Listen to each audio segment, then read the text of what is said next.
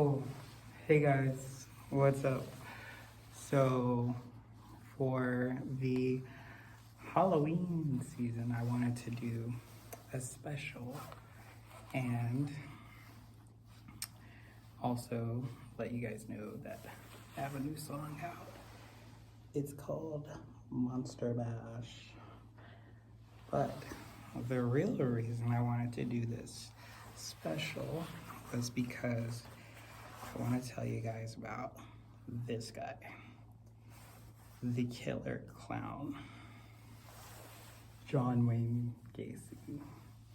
Just listen for a moment to one of his quotes, and I'm going to tell you the true ghost story of this guy, because I love true crime. Thought I was going to be maybe a detective or something one day, but this guy is a real horror story. So we're saying I'm constantly told that I misquoted constantly, saying that I said this and I said that. It's not happening. so that's pretty well established on this. This is the first time you're speaking publicly about your case. Right. Yeah. I've always felt that my attorneys were handling it, and they said to keep a low profile and stay away from it. And Isn't it crazy that it can be the voice of evil? So, I'm going to tell you about this guy, kind of like what I know, and some interesting facts, but just like what I've learned through pop culture. There are a lot of tapes out there, especially on Netflix, that you can check out. But I also want to shout out Christina Randall. She has a lot of good shows. So I wanted to do something for Halloween, to get into the spirit and tell you guys like a real ghost story. So this guy, they found him with 26 bodies under his basement. And many of the teen boys, they tried to get away. And some actually did get away, but he got them back. So he would go around as a clown to camouflage, and I guess he might be what you call a psychopath or sociopath. And it's getting hot in here. So also, this is the studio here at the University of Seoul. I'm here in Seoul, Korea, working on my public health degree and public administration. So I'm gonna be making some fresh new content here and doing some more podcast interviews, but we're kicking it off with this true crime story. So this guy also met First Lady Rosalind Carter, and here she is. So he would get around and stuff, he would actually nobody knew that he was this pure evil. And even in some of his interviews now, he says I don't even remember any of that stuff. He says he blacked out during that time and he claimed his innocence, contrary to Jeffrey Dahmer, who also ended up killing 17 young men and men of color, and he was able to get away with it for a long time. So they have similarities, but Jeffrey Dahmer decided to actually confess to his crimes, whereas Wayne Gacy did not. So he would get his victims and drug them, make them incapacitated, and would be brutal in his assaults. And there was this foul smell coming from underneath his basement and exuding throughout his whole house, but he was able to get away with it, so it's just crazy.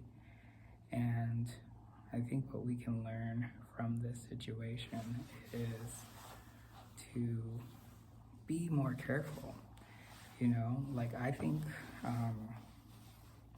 if I'm gonna date someone, I'm more getting apt to what is their history, what is their credit like, because how they act in their credit is probably how they'll act with me. So, you know, and we have all this stuff today for a reason. We have all this technology, these tools at our hands to be more careful and vigilant.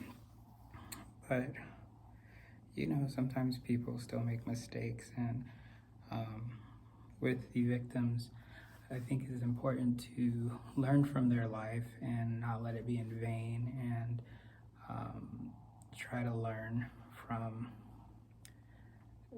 what happened to them, you know, so it doesn't happen to anyone else. And same thing with the authorities. I think that they need to take responsibility and, like, I don't know, putting better surveillance out there. But I think that the crime rates have actually gone down for like serial killers, because they can't really get away that good anymore with, you know, their surveillance satellites. Like, I'm thinking, like, if a kid were to disappear, you know, they're gonna have these like special ops teams that are gonna zoom in and track where the child was last seen. So, you know, they're gonna nip it in the bud real quick, which is the ultimate learning that is happening in our society from all of these tragedies. So I'm really glad this guy was put away.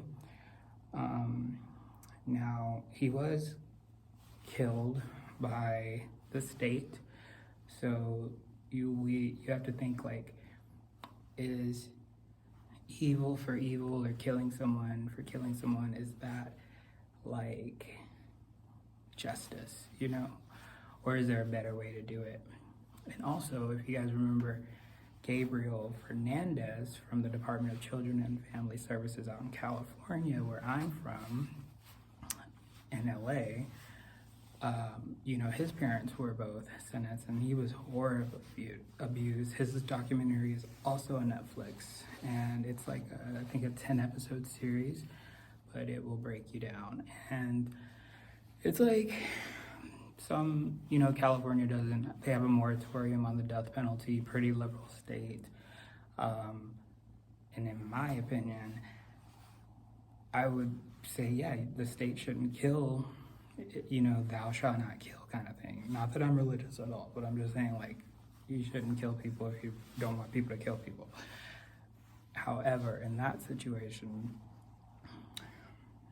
as abusive as the parents were, it's like, okay, well, are we going to take care of them through the state and let them, like, be in prison the rest of their life? You know, with the state having to take care of them, and there's no rehabilitating them. So I was really stuck on that situation. But, you know, his mother, if that's what you want to call her, she was attacked by other prisoners. Same thing with Jeffrey Dahmer, and I don't think that's the way the system is, but I don't think that's right. I think they do have human rights. But comment down in the chat below. Don't forget to subscribe to the channel, you know, like with the little red button in the right. And if you want more stories on like this, like maybe I can go into Jeffrey Dahmer one day or whatever, just let me know in the chat below. But also, I have some other music videos, and I'm working on some really cool projects, so just stay tuned. But I'm just gonna wrap this up real quick because I do have class in a minute. So about this John Wayne Gacy guy, like I said, he never confessed. He when he was on his death row, he would make paintings of himself, and you know, there's something about The Dark Knight was actually from Batman. The Joker was inspired by him. And nevertheless, Gacy dismisses that psychiatrists who examined him as clowns themselves, and the police investigation of the murders were all bungled. And you know, he there is this episode called Devil in Disguise you guys should tune into. But if you've never heard of this guy, There's just a lot out there, and he is a real scary person. So with that, be safe this Halloween and make sure to eat lots of Reese cups. And I guess that's it. This is my first one, so I didn't go into all the gory details, but hopefully you learned something.